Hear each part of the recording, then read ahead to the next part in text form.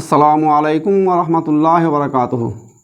इन्नल हम्दुलिल्लाह वस्सलातु वस्सलामु अला मन ला नबिय्य बअदह व अला आलिहि व सहबिहि अजमईन।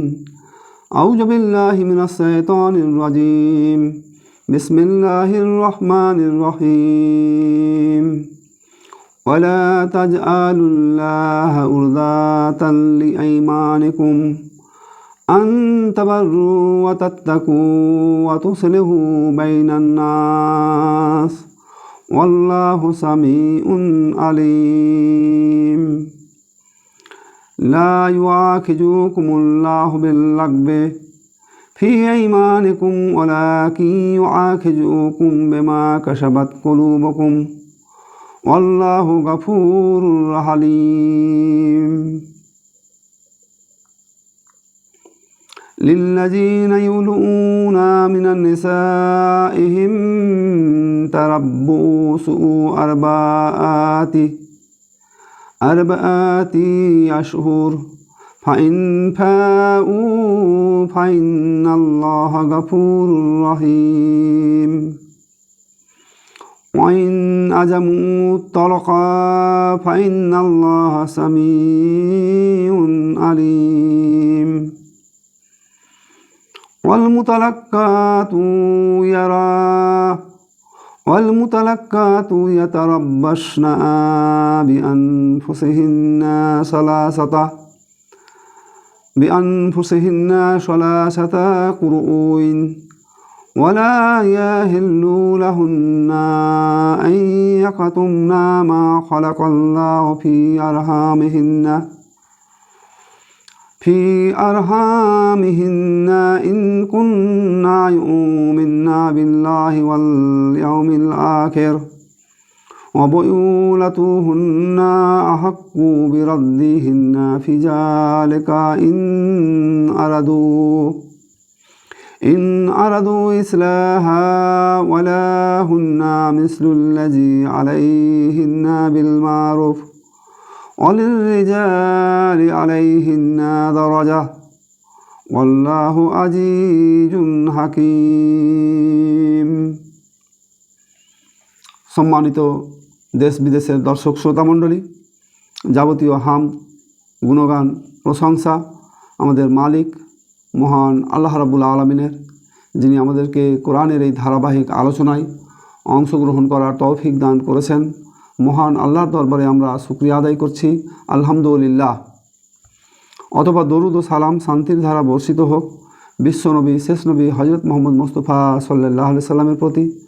আল্লাহুম্মা সাল্লি আলাইহি আল্লাহুম্মা বারিক আলাইহি। আমরা কোরআনের এই ধারাবাহিক আলোচনায় যথারীতি আমরা কোরআনের 224 নম্বর আয়াত, সূরা আল বাকারার 224 নম্বর আয়াত থেকে শুরু করে 228 নম্বর আয়াত পর্যন্ত তেলাওয়াত করেছি। এই বিষয়গুলোকে সামনে রেখে আলোচনা পেশ করব। আমা তৌফিকি ইল্লা বিল্লাহ তাওয়াক্কালতু ইলাইহি উনীব। আমরা ধারাবাহিক আলোচনায় বিগত পর্বে যেটা আলোচনা করেছি সূরা বাকারার 220, 21, 22, 23 পর্যন্ত আয়াতগুলোতে, সেখানে সংক্ষিপ্তভাবে আমরা যেটা আলোচনা করেছি এতিমদের সম্পদ বিষয়ে আমরা আলোচনা করেছি। যে এতিমদের সম্পদ সম্পর্কে আমাদের করণীয় কী, বা কোনো এতিম যদি থাকে তাহলে তার প্রতি কী আচরণ করতে হবে। এছাড়া আলোচনা করেছি কাফির, মুশরিক, ইহুদি, খ্রিস্টান, আহলে কিতাব ইত্যাদি অমুসলিম, নন মুসলিম মহিলাদের বিবাহ সম্পর্কে আমরা বিগত পর্বে আলোচনা করেছি। ঋতুকালীন অবস্থায় মহিলাদের সম্বন্ধে কী আচরণ করতে হবে, ইসলামের দৃষ্টিভঙ্গি কী, সেই বিষয়েও আমরা আলোচনা পেশ করেছি। তারপরে বিবাহিত স্ত্রীদের সাথে তোমাদের যে আচরণ, সেই আচরণ বিষয়েও আমরা 223 নম্বর আয়াতে আমরা আলোচনা করেছি।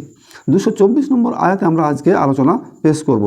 224 নম্বর আয়াতে মূলত কসম খাওয়া সম্পর্কিত আলোচনা করা হয়েছে। 225-এ ভুলবশত কসম খেলে কী করণীয় সেই বিষয়ে আলোচনা আছে।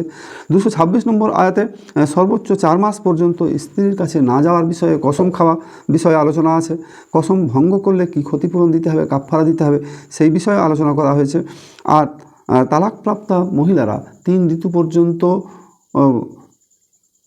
তারা বিবাহ করবে না, বা মানে নতুন বিবাহ থেকে তারা বিরত থাকবে, গর্ভে কী আছে সেই সম্পর্কে তারা গোপন করবে না, দাবির বিপরীত ক্রমে তারা দাবি করতে পারবে স্বামীর উপরে সম্পদে, স্বামী স্ত্রীর উপরে, স্ত্রী স্বামীর উপরে, এই দাবি তাদের থাকবে। তবে পুরুষদের অপেক্ষাকৃত তুলনামূলকভাবে একটু বেশি মর্যাদা দেওয়া হয়েছে। এই প্রসঙ্গে আমরা 228 নম্বর আয়াতে আলোচনা করব।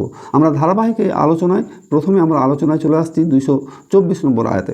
এখানে আল্লাহ রাব্বুল আলামিন যে আলোচনা করেছেন তার একটা বিষয়বস্তু শানে নজুল আছে। শানে নজুলটা হচ্ছে সেটা হচ্ছে যে মিসতাহ নামক এক ব্যক্তিকে আল্লাহ নবীর সাহাবী হযরত আবু বকর রাদিয়াল্লাহু তাআলা আনহু নিয়মিত সাহায্য সহযোগিতা তাকে করতেন, আর্থিক সাহায্য করতেন। তো পরবর্তী পর্যায়ে দেখা গেছে যে সেই মিসতাহ নামক ব্যক্তিটি হযরত আয়েশা রাদিয়াল্লাহু তাআলা আনহার যে উপরে যে তহমত লাগানো হয়েছিল, অপবাদ দেওয়া হয়েছিল, সেই অপবাদ প্রচারকারীদের মধ্যে তিনিও একজন ছিলেন। তো তখন হযরত আবু বকর রাদিয়াল্লাহু তাআলা আনহু মনে মনে সিদ্ধান্ত নিলেন, কসম করলেন যে এই ব্যক্তিকে আমি আর কোনো সাহায্য সহযোগিতা করব না। তখন এই মানে কসমের পরিপ্রেক্ষিতে যখন আল্লাহ নবীর কাছে খবর পৌঁছালো, আল্লাহর পক্ষ থেকে এই আয়াত নাজিল করা হলো। এখানে বলা হলো ওয়ালা তাজ আলুল্লাহ উরদাতাল ঈমানিকুম আন তাবাররু ওয়া তাত্তাকু ওয়া তুসলিহু বাইনান নাস আল্লাহু সামিউন আলিম। মানব মণ্ডলীর মধ্যে মানে মানুষের মধ্যে হিত সাধন, সৎ কাজ, ভালো হয় এরকম কাজ, পরহেজগারি কাজ মীমাংসা করে দেওয়ার ক্ষেত্রে তোমরা স্বীয় শপথসমূহ, তোমাদের করা শপথগুলো আল্লাহর নামে লক্ষ্যবস্তু বানিয়ে নিও না, মানে এটাকে তোমরা ওসিলা অজুহাত বানিয়ে নিও না। অর্থাৎ তোমরা প্রয়োজনে যদি সেই উদ্দেশ্যটা ভালো থাকে, ভালো কল্যাণকর হয়, সৎ কাজ হয়, পরহেজগারি হয়, তাহলে তোমরা সেই কসম ভঙ্গ করবে। এই বিষয়ে এখানে আলোচনা করা হলো। তারপরে বলা হচ্ছে আল্লাহু সামিউন আলিম, আল্লাহ সব বিষয়ে জ্ঞাত, সর্বজ্ঞাতা, সব শ্রোতা আর সব জ্ঞাতা। তিনি সব কিছু শুনছেন আর সমস্ত বিষয়ে তিনি দেখছেন। আল্লাহ সামিউন আলিম। তাহলে আমরা এখানে যে আলোচনাটা করছি সেটা হচ্ছে যে কসম খাওয়া সম্পর্কিত। তার পরবর্তী আয়াতেও 225 নম্বর আয়াতেও এই বিষয়টি আছে। লা ইউআখিযুকুমুল্লাহ বিল্লাগবি ফি আইমানিকুম, তোমরা নিরর্থক শপথসমূহের জন্য আল্লাহর কাছে পাকড়াও হবে না, মানে আল্লাহ রাব্বুল আলামিন তোমাদের নিরর্থক পাকড়াও করবেন না, যে শপথগুলো অর্থহীন, এই অর্থহীন শপথের জন্য তোমাদেরকে পাকড়াও করা হবে না। কিন্তু তারপরে বলা হচ্ছে ওয়ালাকিন ইউআখিযুকুম বিমা কাসাবাত কুলুবুকুম আল্লাহু গফুরুর হালিম, কিন্তু তোমাদেরকে ওই সব শপথ সম্পর্কে ধরা হবে, জিজ্ঞাসিত করা হবে যেগুলো তোমাদের মনের একেবারে অন্তরে সংকল্পিত ছিল। এই শপথগুলো সম্পর্কে তোমাদেরকে পাকড়াও করা হবে।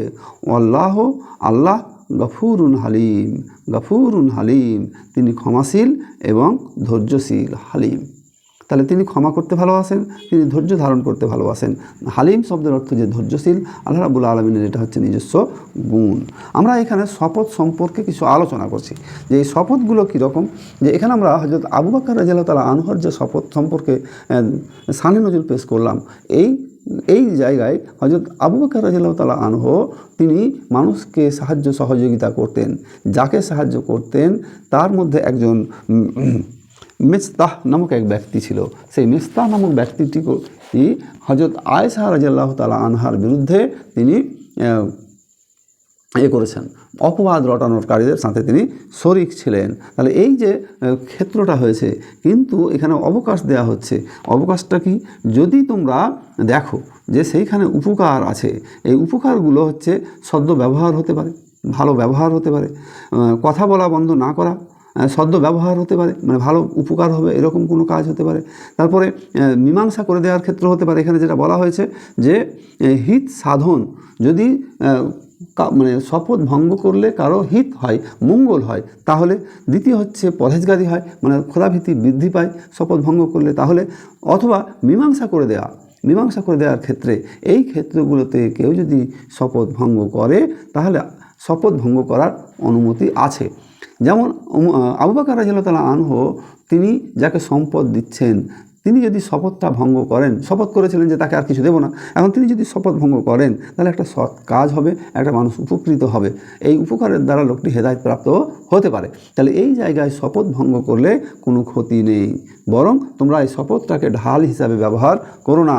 আল্লাহ সর্বশ্রোতা, সব কিছু তিনি শুনছেন এবং সব বিষয়ে তিনি জ্ঞাত আছেন। দ্বিতীয় আয়াতে যেটা আমরা আলোচনা করলাম 25 নম্বর আয়াতে, যে তোমাদের শপথটা যদি হয় নিরর্থক, অর্থহীন শপথ হয়, তাহলে এই অর্থহীন শপথের জন্যে আল্লাহ রাব্বুল আলামিন তোমাদেরকে পাকড়াও করবেন না।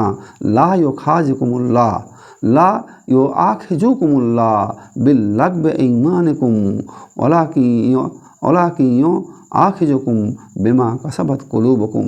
যদি তোমরা নিরর্থক শপথ করো তাহলে নিরর্থক শপথের কারণে তোমাদেরকে পাকড়াও করবেন না, কিন্তু তিনি তোমাদের ওই সব শপথ সম্পর্কে ধরবেন, ওই সব শপথ সম্পর্কে তিনি ধরবেন যে শপথগুলো তোমাদের অন্তরে মনে সংকল্পিত ছিল, যেগুলো তোমাদের অন্তরে গাঁথা ছিল, সেগুলো সম্পর্কে আল্লাহ রাব্বুল আলামিন তোমাদেরকে জিজ্ঞাসা করবেন। তারপরে বলা হচ্ছে আল্লাহু গফুরুন হালিম, তিনি হচ্ছেন ক্ষমাশীল আর ধৈর্যশীল। এই যে শপথ করা হয়েছে, শপথের সাথে ক্ষমা এবং ধৈর্য বিষয়টা জুড়ে দেওয়া হয়েছে। শপথ করা হয়েছে যখন, তখন এই শপথটা যদি ভুল হয়ে থাকে তা আল্লাহ রাব্বুল আলামিন বলছেন আমি ক্ষমাশীল। তার মানে তোমাদের ভুল হয়েছে আর আল্লাহ ক্ষমার জন্য রেডি, শুধু তোমাকে জানাতে হবে যে আল্লাহ আমার ভুল হয়েছে, আমাকে ক্ষমা করো। আর কি, তিনি হচ্ছেন ধৈর্যশীল, মানে আল্লাহ দেখতে চান যে কখন ক্ষমা চাইছে, আল্লাহ ধৈর্য ধরে আছেন, এই ভুলের কারণে আল্লাহ তাকে দুনিয়াতে পাকড়াও করছেন না, দুনিয়াতে বড় শাস্তি দিচ্ছেন না ইত্যাদি। তাহলে আল্লাহ ধৈর্যশীল, মানে এই ধৈর্যটা আল্লাহ রাব্বুল আলামিন ধরে আছেন, তোমার ভুলের কারণে আল্লাহ তোমাকে সঙ্গে সঙ্গে শাস্তি দেন না। এখন আমরা এখানে যে ইয়ামিন শব্দটা ব্যবহার করছি, বারবার আসছে ঈমানিকুম শব্দটা, তার মূল শব্দটা হচ্ছে ইয়ামিন। এর অভিধানিক অর্থ হচ্ছে শপথ করা, দৃঢ় অঙ্গীকার করা। শপথ করা বা দৃঢ় অঙ্গীকার করা, এটা হচ্ছে আবিধানিক অর্থ। পারিভাষিক অর্থটা হচ্ছে যে কোনো কাজ করার জন্যে অথবা কোনো কাজ না করার জন্যে আল্লাহর নামে শপথ করা। এখানে শপথ করার বিধানটা যখনই আমরা আলোচনা করব, ধরে নিতে হবে যে এটা আল্লাহর নামে শপথ। তাহলে আল্লাহর নাম ছাড়া অন্য কারো নামে শপথ করা যায় না। সুতরাং আমরা সাধারণ নিয়ম অনুসারে এটা ধরে নিব বা ধরে নিতে হবে। তাহলে শপথ হচ্ছে তাকেই বলা হয়, অঙ্গীকার তাকেই বলা হয় কোনো কাজ করার জন্যে অথবা কোনো কাজ না করার জন্যে আল্লাহর নামে দৃঢ় সংকল্প করাই হচ্ছে শপথ করা। এই শপথগুলোকে তাফসীরকারকরা 3টা ভাগে বিভক্ত করেছেন, 3 ভাগে বিভক্ত করেছেন। প্রথমটাকে বলা হচ্ছে গুমুস। গুমুসটা কীরকম, যে অতীত বিষয় সম্পর্কে ইচ্ছাকৃতভাবে মিথ্যা শপথ করা। অতীত বিষয় সম্পর্কে ইচ্ছাকৃতভাবে মিথ্যা শপথ করা, এটাকে বলা হচ্ছে গুমুস। এটা মারাত্মক গুনাহ, এটা বড় ধরনের গুনাহ, আর এর জন্যে তওবা করা প্রয়োজন। মানে তওবা করার অর্থ হচ্ছে ফিরে আসা আর ইস্তিগফার করা, অর্থাৎ ক্ষমা চাওয়া। ফিরে আসতে হবে এই কাজ থেকে, আর আল্লাহর কাছে তওবা করতে হবে, ইস্তিগফার করতে হবে। আর তার সাথে কাফফারা কিন্তু জরুরি নয়, কাফফারা দিতে হবে বিষয়টা এরকম নয়। তবে ইমাম শাফিঈ রহমতুল্লাহ আলাইহির মত অনুযায়ী, ইমাম শাফিঈ রহমতুল্লাহ আলাইহির মত অনুযায়ী কাফফারাও দিতে হবে। দ্বিতীয় শপথ হচ্ছে মুন আকিদা। মুন আকিদা এটা হচ্ছে শপথ। শপথের প্রকারভেদ নিয়ে আলোচনা করছি, যে ভবিষ্যৎকালে কোনো কাজ করা বা না করার ব্যাপারে শপথ করা। ভবিষ্যৎকালে কোনো কাজ করা বা না করার ব্যাপারে শপথ করা, এই রকম শপথকে বলা হয় মুন আকিদা। এর কোনো কাফফারা বা ওয়াজিব নেই, কাফফারা ওয়াজিব নেই। 3 নম্বর হচ্ছে লাগাব। লাগাবটা হচ্ছে কোনো অতীত বিষয়ে, অতীতকালের কোনো বিষয়ে ইচ্ছায় অনিচ্ছায় বা অজ্ঞাতসারে, এখানে ইচ্ছার ব্যাপারটা নেই, অনিচ্ছায় বা অজ্ঞাতসারে আল্লাহর নামে শপথ করা। যেমন যে জায়েদ এসেছে কিন্তু সে আসেনি, বাস্তবে সে আসেনি, তার মানে তার একটা মন মস্তিষ্ক নিজস্ব চিন্তাভাবনা কাজে লাগিয়ে সে এই শপথটা করেছে। তাহলে এর এই যে অতীত বিষয়ে অনিচ্ছাকৃতভাবে করেছে শপথ, আর অজ্ঞাতসারে করেছে, তাহলে এর জন্য কোনো কাফফারার বিধান নেই, গুনহারও বিধান নেই। তাহলে আমরা যে সমস্ত ক্ষেত্রগুলোতে কাফফারার বিধান আছে, এই কাফফারাটা কী দিতে হবে সেই সম্পর্কে আলোচনা করছে। তাহলে যখন আমরা কসম ভঙ্গ করছি তখন আমার উপরে কাফফারার বিধান জারি হচ্ছে। এই কাফফারা দেওয়ার কতগুলো সিস্টেম আছে, 3টে পদ্ধতি আছে। প্রথম পদ্ধতি হচ্ছে যে গোলাম আজাদ করা। এই গোলাম আজাদ করা, গোলাম হতে হবে আবার মুসলিম, অমুসলিম নয়।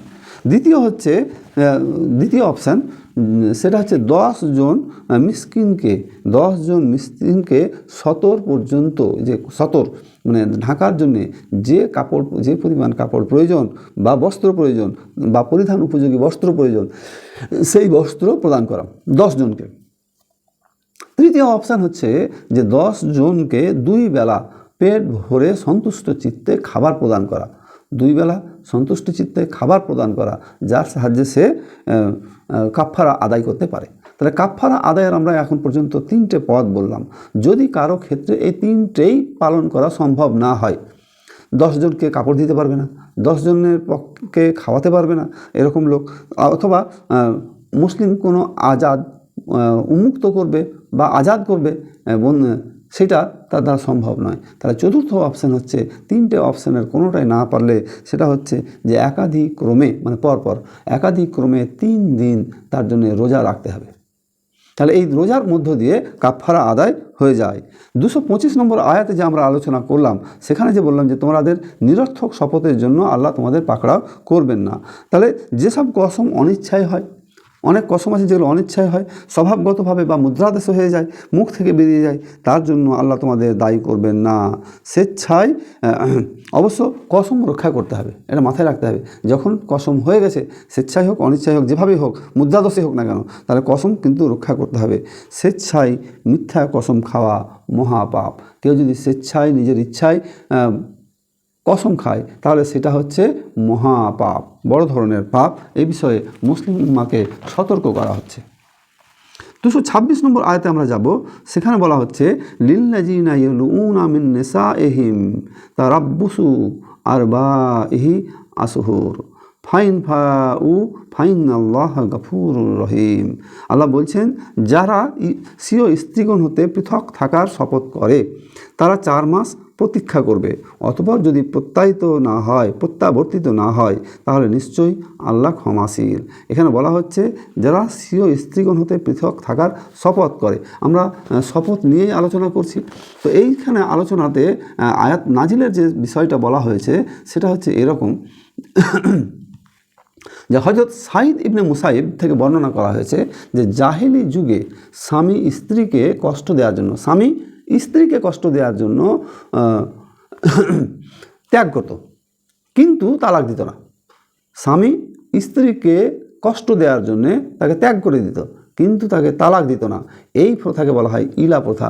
এই ইলা প্রথা বিলোপ করা হয়েছে 226 নম্বর আয়াত দিয়ে। 226 নম্বর আয়াতে বলা হয়েছে যে যারা স্বীয় স্ত্রীগণ হতে পৃথক থাকার শপথ করে তারা 4 মাস প্রতীক্ষা করবে। আনলিমিটেড টাইম তোমাকে স্বাধীনতা দেওয়া হবে না যে এইভাবে তুমি থেকে যাও, 4 মাস পর্যন্ত সময় দেওয়া হবে। তো 4 মাস পর্যন্ত যে সময় দেওয়া হবে সেই সময়ের কথাটা বলা হচ্ছে। অতঃপর যদি তারা প্রত্যাবর্তিত হয় তাহলে নিশ্চয়ই আল্লাহ ক্ষমাশীল। মানে তারা যদি আবার ফিরে আসে, নিজের ভুল বুঝতে পেরে, তাহলে আল্লাহ ক্ষমাশীল, অর্থাৎ আল্লাহ রাব্বুল আলামিন ক্ষমা করে দেবেন। এখানে যদি কেউ এরকম বলে, আমি আমার স্ত্রীর সাথে সহবাস করব না, তাহলে এক্ষেত্রে 4টা অপশান তৈরি হয়ে যায়। যদি কোনো মানুষ বলে যে আমি আমার স্ত্রীর সাথে সহবাস করব না, তাহলে এর 4টা দিক আছে। প্রথম দিক হচ্ছে এখানে উল্লেখযোগ্য যে কোনো সময় নির্ধারণ করলো না, কতদিন সময় নির্ধারণ নেই। দ্বিতীয় হচ্ছে একদিক যে 4 মাস সময়ের পূর্বে শর্ত রাখলো, 4 মাস সময়ের পূর্বে এরকম শর্ত রাখলো। 3 নম্বর হচ্ছে 4 মাসের বেশি শর্ত রাখলো। 4 নম্বর হচ্ছে 4 মাসের কম শর্ত রাখলো। তাহলে এখানে আমরা যে 1, 2, 3 করে যে 4টা কথা বললাম, যে স্ত্রীর সাথে সহবাস না করার কসমে 4টা সূরাত হতে পারে। তাহলে 1 নম্বর, 2 নম্বর এবং 3 নম্বর সূরাত, 3টে সূরাতের ক্ষেত্রে একটা বলা হচ্ছে যে যদি 4 মাসের মধ্যে স্ত্রীর কাছে চলে আসে, যদি এই 1, 2, 3 এই 3টা সূরাত যে কোনো সময় নির্ধারণ করলো না, 4 মাস সময়ের শর্ত রাখলো, অথবা 4 মাসের বেশি শর্ত রাখলো, এই 3টে অপশান নিয়ে কথা বলছি। যে এই 3টে শর্তের বা 3টের ক্ষেত্রে যে হচ্ছে যদি 4 মাসের মধ্যে স্ত্রীর কাছে চলে আসে তাহলে কাফফারা দিতে হবে, বিয়ে বহাল থাকবে। 4 মাসের মধ্যে যদি স্ত্রীর কাছে চলে আসে তাহলে কাফফারা দিতে হবে, কারণ শর্ত ভঙ্গ করেছে, কিন্তু বিবাহ টিকে থাকবে। যদি 4 মাস অতিবাহিত হয়ে গেলেও কসম না ভাঙে তাহলে স্ত্রীর উপর তালাকে কাতই বা নিশ্চিত তালাক হবে। যদি এটা 4 মাস পার হয়ে যায়, মানে 4 মাস অতিবাহিত হয়ে গেলেও কসম না ভাঙে, তাহলে স্ত্রীর উপর তালাকে কাতই বা নিশ্চিত তালাক পতিত হয়, কার্যকর হয়। পুনরায় বিয়ে ছাড়া, মানে তাদের মধ্যে পুনরায় বিয়ে ছাড়া স্ত্রীকে ফিরিয়ে নেওয়া জায়েজ হবে না। অবশ্য মানে একটা সুযোগ আছে, সুযোগটা হচ্ছে এই যে স্বামী স্ত্রী উভয়েই ঐক্যমতের ভিত্তিতে, স্বামী স্ত্রী উভয়েই ঐক্যমতের ভিত্তিতে পুনরায় যদি বিবাহ করে নিলে তা জায়েজ হবে। আর চতুর্থ যে স্তরটা ছিল সেটা ছিল যে 4 মাসের কম সময় যাবৎ সেই শর্তটা করেছে। সেটা হচ্ছে এই যেটা আমরা আলোচনা করেছি যে যদি কেউ বলে আমি আমার স্ত্রীর সাথে সহবাস করব না, এটা যদি 4 মাসের কম সময় নির্ধারণ হয়, তাহলে হবে কি যে কসম ভঙ্গ করলে কাফফারা ওয়াজিব হয়, কসম ভঙ্গ করলে কাফফারা ওয়াজিব হয়ে যায়। পক্ষান্তরে কসম পূর্ণ করলেও বিয়ে অটুট থাকে, যে কসম যদি তারা পূর্ণ করে তাহলেও বিয়ে অটুট থাকে। এখানে আমরা এই বিষয়গুলো নিয়ে আলোচনায় পাচ্ছি। একই বিষয় সম্পর্কে আমাদের আলোচনা আছে তাফসিরে আহসানুল বায়ান। তাফসিরে আহসানুল বায়ান একটা গুরুত্বপূর্ণ বিষয় এখানে তুলে ধরা হয়েছে ইলা বিবাহ নিয়ে। সেটা বলা হচ্ছে যে ইলার অর্থ হলো কসম খাওয়া। তাহলে আমি আবারও রিপিট করছি, এটা তাফসিরে আহসানুল বায়ান থেকে, যে যদি নির্ধারিত কোনো স্বামী যদি কসম খায় যে সে তার স্ত্রীর সাথে 1 মাস অথবা 2 মাস পর্যন্ত কোনো সম্পর্ক রাখবে না, অতঃপর কসমের নির্ধারিত সময় পূর্ণ করে, তাহলে তার কোনো কাফফারা নেই। কসমের পূর্ণ সময় কাফফারা মানে নির্ধারণ করেছে, কোনো কাফফারা নেই। কিন্তু যদি নির্ধারিত সময় পূর্ণ হওয়ার আগেই সম্পর্ক কায়েম করে, নির্ধারিত সময় পূর্ণ হওয়ার আগেই যদি সম্পর্ক কায়েম করে, তাহলে কসমের কাফফারা আদায় করতে হবে। আর যদি 4 মাসের অধিক সময়ের জন্য কসম খায়, কিংবা যদি কোনো নির্দিষ্ট সময় না করে কসম খায়, যেটা আমরা একটু আগে আলোচনা করলাম যে নির্দিষ্ট সময় উল্লেখ না করেই কসম খায়, তাহলে আলোচ্য এই আয়াতের ধরন লোকেদের জন্য সময় নির্ধারণ করে দেয়া হয়েছে। 4 মাস অতিবাহিত হয়ে গেলে, এখানে সময় একটা উল্লেখ করা হয়েছে যে 4 মাস অতিবাহিত হয়ে যাওয়ার পর সে স্বীয় স্ত্রীর সাথে সম্পর্ক স্থাপন করে নেবে, মানে স্ত্রীর সাথে সম্পর্ক স্থাপন করে নেবে, নতুবা তাকে তালাক দেবে। মানে 4 মাসের অধিক ঝুলিয়ে রাখার কোনো সুযোগ নেই, অর্থাৎ 4 মাসের বেশি কোনো অবস্থাতেই পেন্ডিং রাখা যাবে না। 4 মাস হয়ে গেলে হয় তাকে ফিরিয়ে নিতে হবে, আর না হলে তাকে তালাক প্রদান করতে হবে। এ হচ্ছে 226 নম্বর আয়াত থেকে আমরা আলোচনা করছি। 27 নম্বর আয়াতে আরেকটা বিষয় আছে, সেটা হচ্ছে যে পক্ষান্তরে যদি তালাক দিতেই হয়, মানে দৃঢ় প্রতিজ্ঞা হয়, তাহলে নিশ্চয়ই আল্লাহ শ্রবণকারী। মানে তালাক যদি আপনাকে দিতেই হয় তাহলে কিভাবে হবে? তালাক যদি দিতেই হয় 227 নম্বর আয়াতের বলা হচ্ছে যে 4 মাস হয়ে গেলে আপনি তালাক হবে না। মাথায় রাখতে হবে যে 4 মাস হয়ে গেলে আপনি তালাক হয়ে যাবে না, যেমন বরং স্বামী তালাক দিলে তবেই তালাক হবে, আর এই কাজ আদালতও তাকে বাধ্য করবে। স্বামী তালাক দিলে তালাক হবে, আর এটা করতে আইন আদালতও তাকে বাধ্য করবে।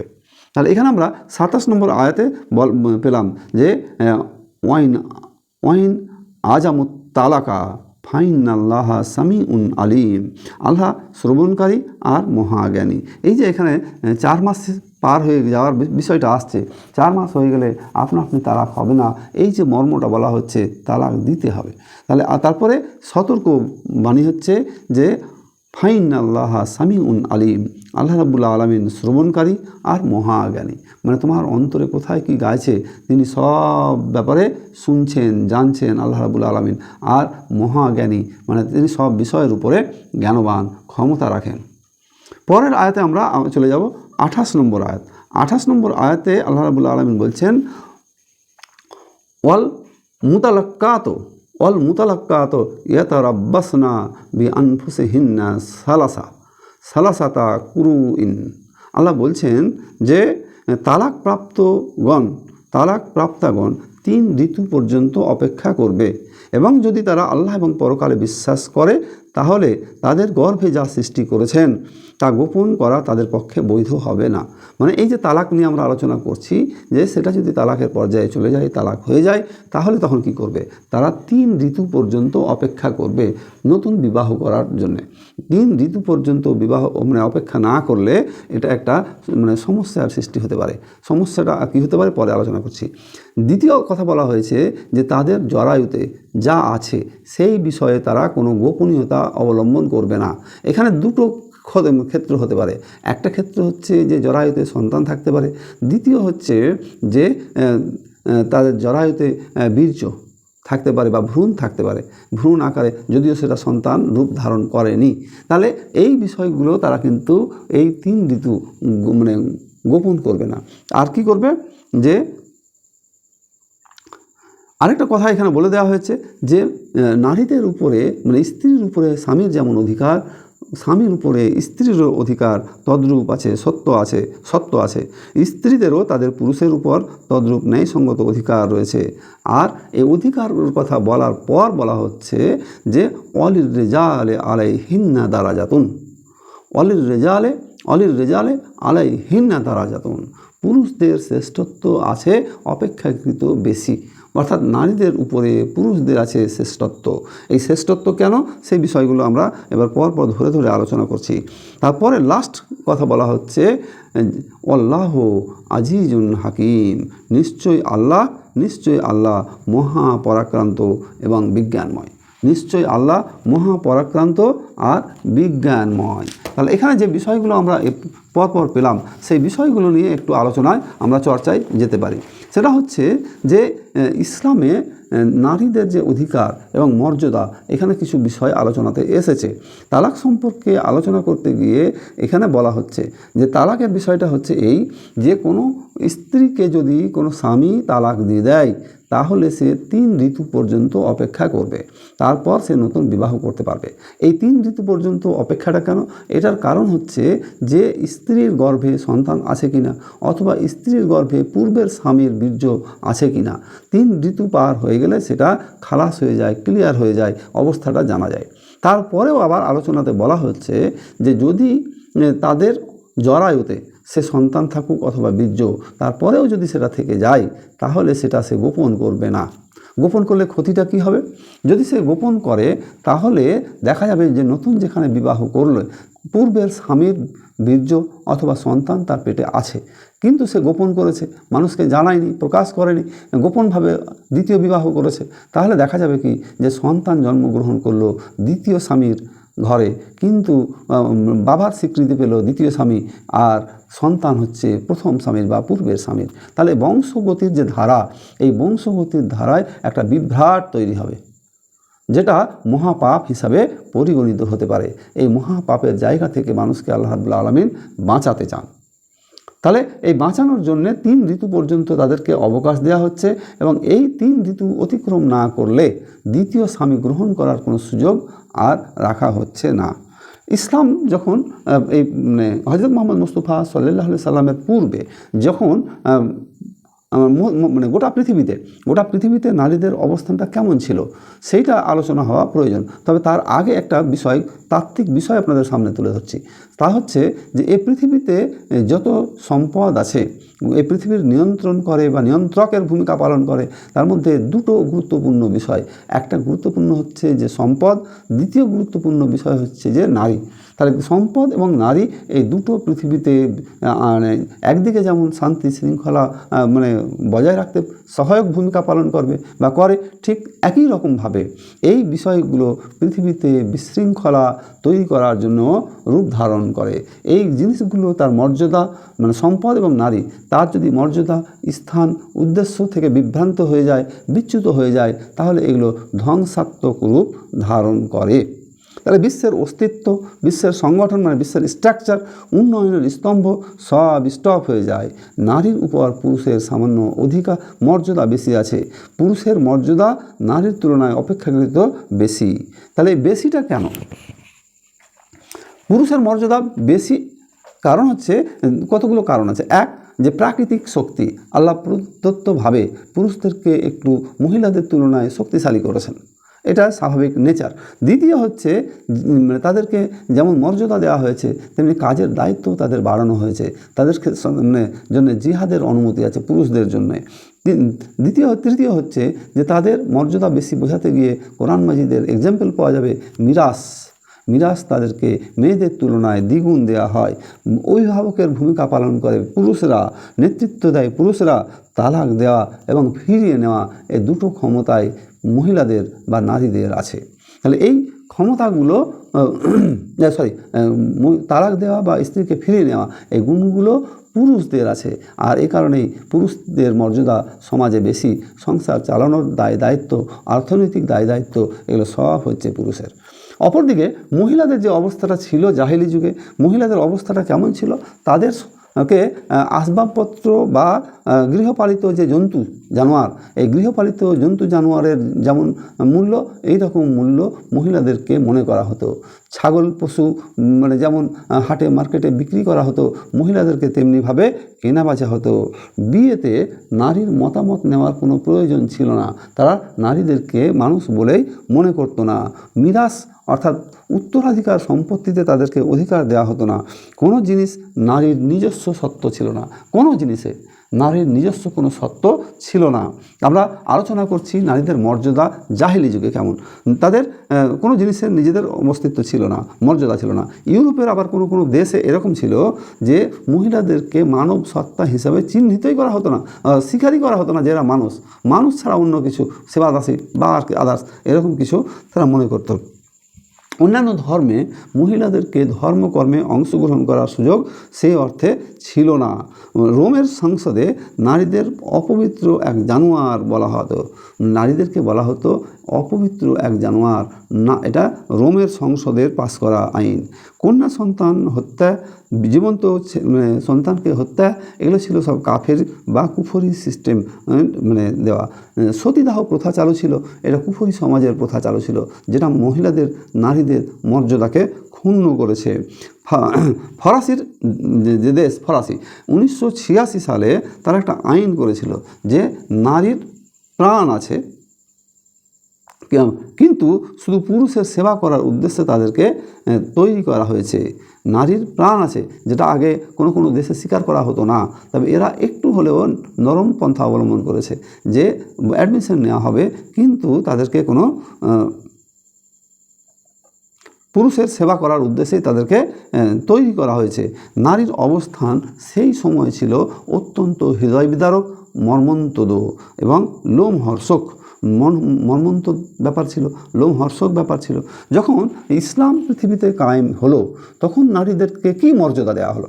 নারীদের মর্যাদার প্রথম হচ্ছে যে তাদেরকে জাহেলি যুগে যেমন মানুষ মনে করা হতো না, তাদেরকে মর্যাদা দেওয়া হচ্ছে, মানুষের মর্যাদা দেওয়া হচ্ছে।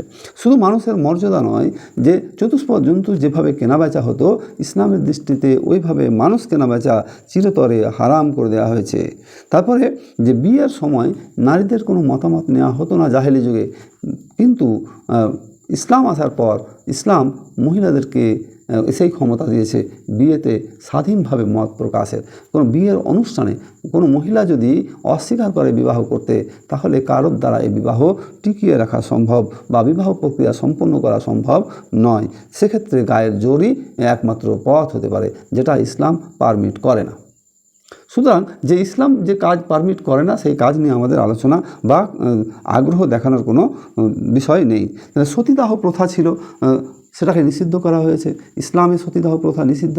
সতীদাহ প্রথা কি?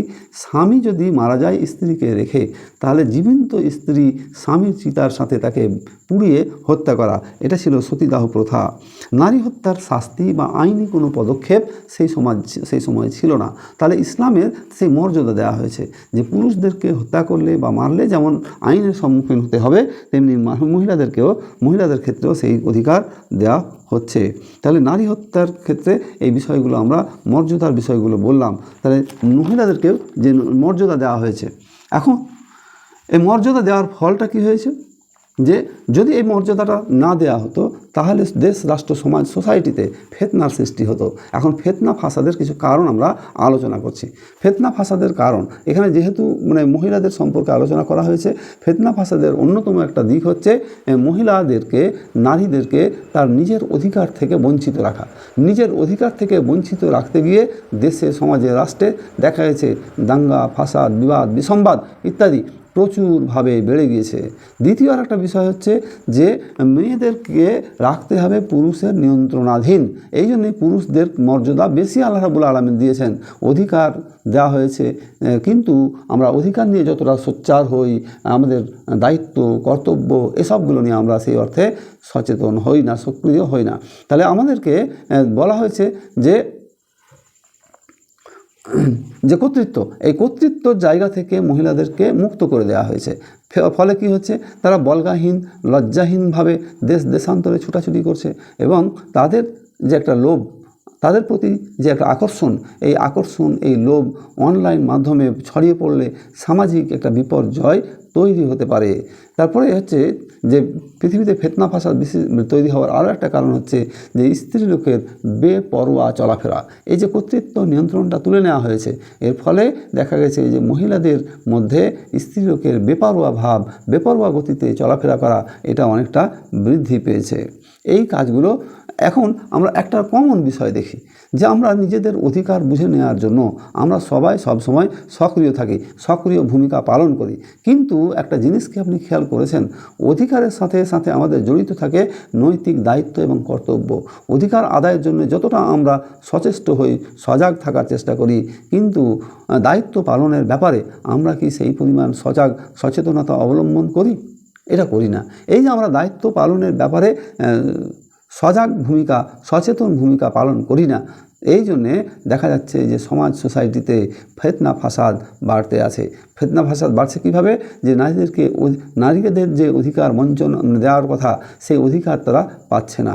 এই অধিকার না পাওয়ার কারণে গোটা পৃথিবীতে বিপর্যয় নেমে এসেছে, বিপর্যয় সৃষ্টি হচ্ছে। তাহলে আমরা শেষ লগ্নে এসে একটা কথা বারবার স্মরণ করব, সেটা হচ্ছে আমরা যেন আমাদের অধিকার হিসাবে যেমন সচেষ্ট হব, সক্রিয় হব, সচেতন হব, ঠিক তেমনি দায়িত্ব পালনের ব্যাপারেও আমরা যেন সজাগ, সক্রিয়, সচেষ্ট থাকি। আল্লাহ রাব্বুল আলামিন আমাদের এই প্রচেষ্টাকে কবুল করেন, আমিন। রব্বানা তাকাব্বাল মিন্না ইন্নাকা আনতাস সামিউল আলিম ওয়া তুব আলাইনা ইন্নাকা আনতাত তাওয়াবুর রহিম। লা ইলাহা ইল্লা আনতা সুবহানাকা ইন্নী কুনতু মিনাজ জালিমিন। সুবহানা রাব্বিকা রাব্বিল ইজ্জাতি আম্মা ইয়াসিফুন ওয়া সালামুন আলাল মুরসালিন আলহামদুলিল্লাহি রাব্বিল আলামিন। আসসালামু আলাইকুম ওয়া রাহমাতুল্লাহি ওয়া বারাকাতুহু।